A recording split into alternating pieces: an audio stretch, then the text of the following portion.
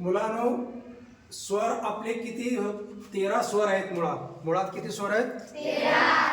13 स्वर. कोण कोण तर तुम्हाला मी सांगतो, उच्चारण करतो. पा, अ, आ, इ, ई, उ, ऊ, रू, रू, लू, ए, ऐ, ओ, औ. हे 13 स्वर आहेत. आता 13 स्वरामधून आपण 3 भाग करणार आहोत. 3 भाग कोण कोण? ऱ्हस्व, दीर्घ आणि संयुक्त स्वर. ऱ्हस्व स्वर किती आहेत? ऱ्हस्व स्वर त्याला म्हणतात ज्याचं उच्चारण एक मात्र्यात होतो त्याला ऱ्हस्व स्वर म्हणतात. आणि ते किती आहेत? 5 आहेत एक मात्र्यात. पहा, अ, ई, उ, रू, रू. हे ऱ्हस्व झाले. आता दीर्घ स्वर कोणाला म्हणतात? ज्याचा उच्चार 2 मात्र्यात होतो त्याला दीर्घ स्वर म्हणतात. उदाहरण पहा, आ, ई, उ, रू. हे 4 स्वर आहेत. संयुक्त स्वर आणि दीर्घ स्वर समानच आहेत. फक्त हे संयुक्त याच्याकरता म्हणावं लागेल, दीर्घ आहेत परंतु संयुक्त का बोललेला आहे? संयुक्तेचा अर्थ आहे की 2 स्वर मिळून एक स्वर होतो त्याला संयुक्त स्वर बोलला जातो. काय बोलतात मुलांनो? 2 स्वराचा एक स्वर होतो त्या स्वराला संयुक्त स्वर म्हणतात. उदाहरण इथं अ प्लस ई तेव्हा तो काय होतं मुलांनो? अ प्लस ई बराबर हे झाला. इथं अ प्लस ये बराबर ए झाला. इथं पण अ प्लस ओ झाला. आता अ प्लस औ झाला. पहा मुलांनो, 2 स्वर आहेत आणि इथं 2 स्वराचा एक स्वर झालेला आहे. म्हणजे याला म्हणतात संयुक्त स्वर. म्हणजे 2 स्वराचा एक स्वर होतो त्याला संयुक्त स्वर म्हणतात. आणि संयुक्त स्वर किती आहेत? 4. ए, ऐ, ओ, औ हे संयुक्त स्वर आहेत. स्वतंत्र रीतीने ज्याचा उच्चार होतो त्यांना स्वर म्हणतात. म्हणजे ज्याचा स्वतंत्र रीतीने, जसं अ, आई हे स्वतंत्र रूप आहे, त्यांना दुसऱ्याची आवश्यकता नाही आहे, असा ज्याचा उच्चार होतो त्याला स्वर म्हणतात. म्हणजे स्वराची व्याख्या केली. स्वतंत्र रीतीने ज्याचा उच्चार होतो त्यांना स्वर म्हणतात. आता व्यंजन कुणाला म्हणावं? स्वतंत्र रीतीने ज्याचा उच्चार होत नसून स्वराच्या साहाय्याने उच्चार होतो त्यांना व्यंजने म्हणतात. मुळात ते लंगडे राहतात, म्हणजे अर्थात पाय मोडलेले राहतात. जसं क, ख, ग. अर्थात त्याला क असं बोलावं लागतो. क बोलल्यानंतर क मध्ये अ आला, म्हणजे 12 खडे आपण बोलताना ना क, का, की बोलतो. अर्थात त्या मुळात क ला तुम्ही काय दिलेले असते? स्वर दिलेला असतो, तेव्हा क, का बोलताय. अन्यथा क, ख, ग असं उच्चारण होतं त्याला. म्हणून त्यांना काय म्हणतात? पाय मोडलेल्याला व्यंजन म्हणतात. मुळात व्यंजने 33 आहेत.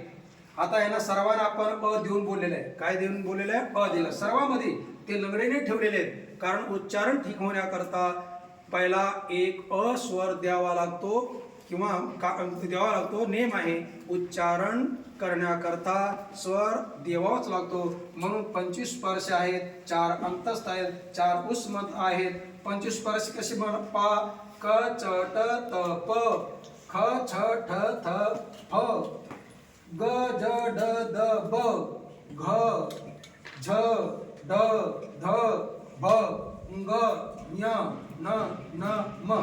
तुम्ही असं वाचा किंवा असं वाचा, सारखंच आहे. पहा, क, ख, ग, घ, ग, च, छ, ज, झ, ञ, ट, ठ, ड, ढ, ण, त, थ, द, ध, न, प, फ, ब, भ, म असं वाचा.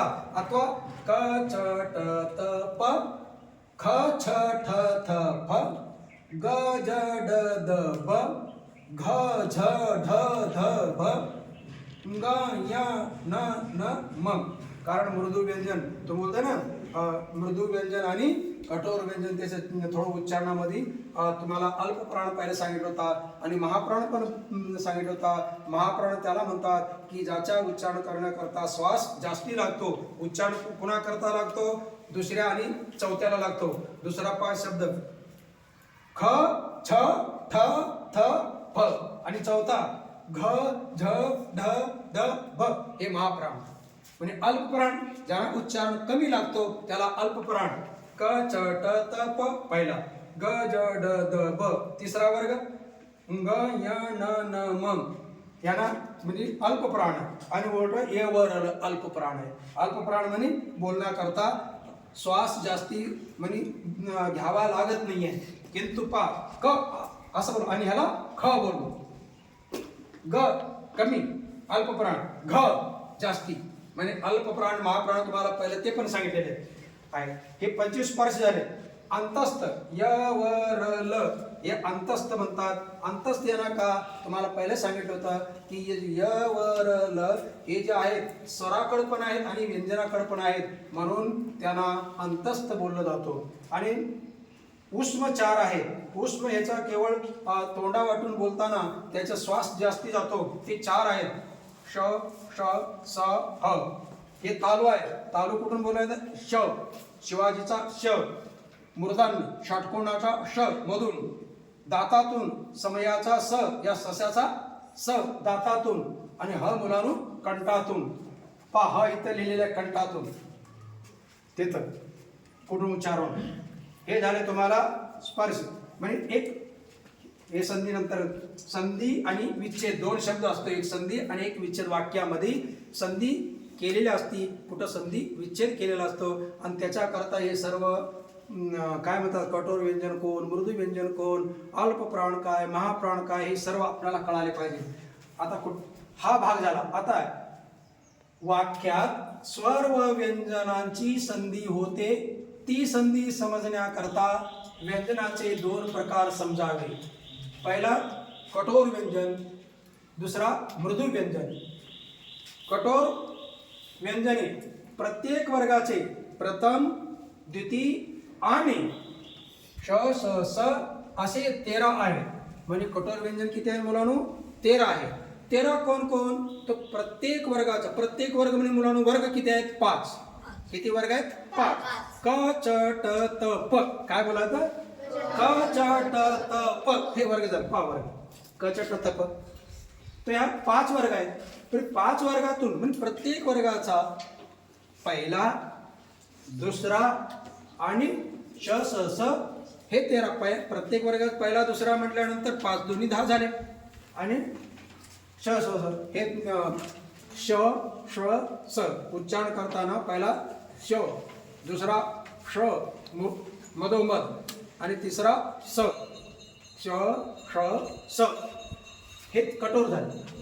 मृदू व्यंजने प्रत्येक वर्गातील 3रा, 4था, 5वा हे अक्षरे किंवा हे व्यंजने आणि य व र ल हे असे 20 आहेत. कोण कोण? आता इथं दिलेले पहिल्या पहा मुलांनो. पहिल्या वर्गाचे 3, 1 2 3, दुसऱ्या वर्गाचे 3, 1 2 3, तिसऱ्या वर्गाचे 3, चौथ्या वर्गाचे 3 आणि 5व्या वर्गाचा. पहिला वर्ग क आहे, दुसरा वर्ग च आहे, तिसरा वर्ग ट आहे आणि चौथा वर्ग द आपला त वर्ग आहे आणि 5वा प आहे. क च ट त प. आता कठोर व्यंजन इथं दिलेले आहे. क ख च छ ट ठ त थ प फ श स स हे 13. म्हणजे प्रत्येक वर्गाचा पहिला, दुसरा. आता प्रत्येक वर्गाचा 3रा, 4था आणि 5वा. 3रा, 4था, 5. च वर्गाचा 3रा, 4था, 5वा. ट वर्गाचा 3रा, 4था, 5वा. त वर्गाचा 3रा, 4था, 5वा. प वर्गाचा 3रा, 4था, 5वा आणि य व र हे तिचे लिहिलेले आहेत. असे 20. 13 आणि 20 हे कठोर आपण काय म्हणतात व्यंजने झाले. अर्थात 33 व्यंजने. मुळात किती व्यंजने? 33. ळ व्यंजन केवळ वेदामध्ये आहे. कुठं आपल्या संस्कृतमध्ये पण बोलचाली संस्कृतमध्ये ळचा प्रयोग होत नाहीये. मराठीमध्ये केवळ आहे कमळ करता, पण ते पण जास्ती करून प्रयोग होत. एक कमळाला सोडून दुसरं कुठं प्रयोग होतो लचा? कमळाबाई तिला पण कमलाबाईच बोलतो आपण, म्हणजे ळचा प्रयोग नसल्यासारखा आहे मराठी. आता उच्चार हा कोष्टक मुलांनो, उच्चारणाचं स्थान स्वर आणि व्यंजन दोनच आहेत. अक्षर किती प्रकारचे? स्वर आणि व्यंजन. एक स्वर आणि व्यंजन. आता स्वर आणि व्यंजन कुठून निघतात? कंठातून. कंठातून म्हणजे गळ्यातून. पा अ आ क ख ग घ ङ ह आणि ह. याचा अर्ध विसर्ग आहे. विसर्गाला अर्धा ह उच्चार होतो. आता दुसरा तालू. तालू म्हणजे ताळूतून ई ई च छ ज ज य य श हे ताळूतून निघाले. मुर्दातून मधोमध. जीभ जेव्हा टाळूला लागते तेव्हा तालू बोलतात. जीभ मधोमध बोलते तेव्हा मुर्दा बोलतात. मधोमध पा र र. आता रू रू हे तर आहे, हे स्वर आहे आणि हा व्यंजन आहे. रू रस्व आणि रू दीर्घ. रू रू ट ठ द ध न र श हे मुर्दा झाले. आता दंत हे स्वर आहे. लृ रस्व. लृ रस्वच आहे, दीर्घ होत नाहीये. आता दंत कोण? ट थ द ध न ल स हे दंत. ओष्ठ कोण आहे? उ ऊ प ह ब भ म हे ओष्ठ. आता हे तुम्हाला मुळातून झाले. आता दुसरी कंठ आणि तालू. ए ऐ कंठातून. कंठ पण आणि तालू पण पा. ए ऐ म्हणजे गळ्यातून पण आणि टाळूला पण जीभ लागली. ए ऐ. आता गळ्यातून पण आणि ओष्ठाला पण. ओ औ. गळा प्लस ओठ. कंठ ओष्ठ बदल. दात आणि ओष्ठ. तो व बोलल्यानंतर कुठून आला? दात पण आला आणि ओष्ठ पण.